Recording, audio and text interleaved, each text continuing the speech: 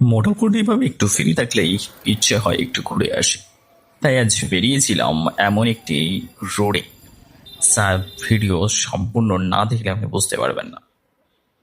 এই এখন যাচ্ছি আমি খুব একটি ভালো রোড, যেটা সোনারপুর টু রাজপুর, মানে আমি রাজপুর থেকে সোনারপুরের দিকটা আসছে। রাস্তাটা মোটামুটি খারাপ নয়, বেশ ভালোই আছে। তার মাঝে গাড়িগুলো এমনভাবে ডিস্টার্ব করছে, একে আমার সাইকেলের ব্রেক ফেল, তার উপরে গাড়িগুলো যখন তখন আমার সামনে এসে ব্রেক করে দিচ্ছে।